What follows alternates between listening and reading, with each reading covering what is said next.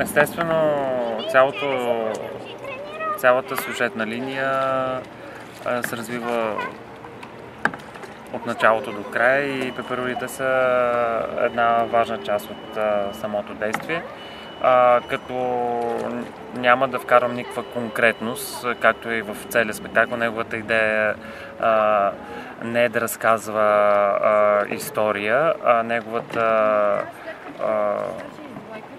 мисия е да провокира. Така че това, което мога да замена танца с няколко думи, доколкото е възможно, това са две тела, които съществуват в едно хармонично цяло, физически, като един организъм. А каква е средната скорост на отговора? Средната скорост на отговора е различна за всеки един от нас.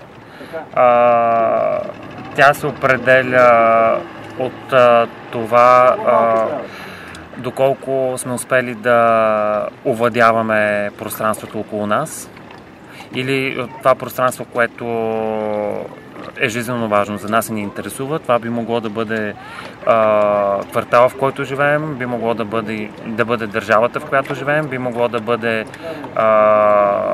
човек, който обичаме, би могъл да бъде домашния любимец.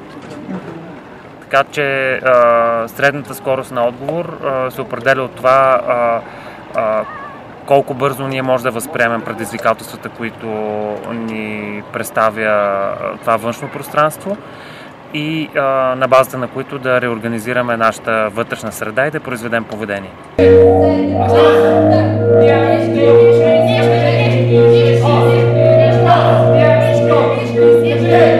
Това е предизвикателство първо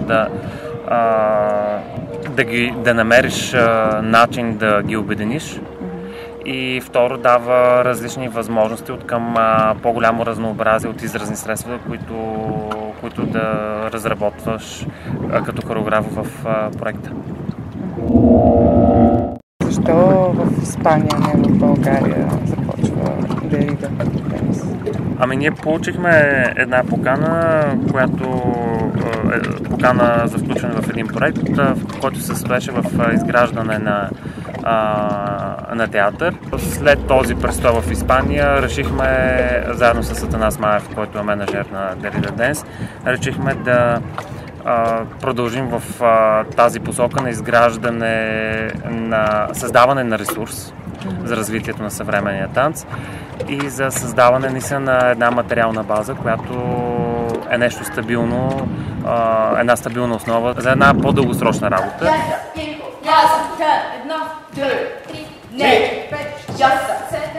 Създадохме първият център за съвременен танц в София, който вече е близо 2 години. Реализира немалко проекти до момента, домакинства различни въркшопи, реализира една програма Пробиотик за съвременния танц в България, която е подкрепена от Фондация Америка за България и с което приключване на тази програма стартираме и този премиерния спектакъл Аса.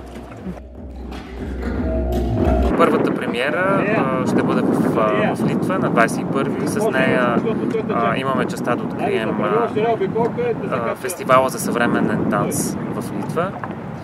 Втората премиера е на 24-ти и тя ще се проведе в Будапеща. И веднага след това, след изиграването на втория премиерен спектакъл, пътуваме за София. Ще имаме един ден подготовка, техническа репетиция и на 26-ти откриваме четвъртия фестивал за съвременен танц София Данс Уик. 5, 6,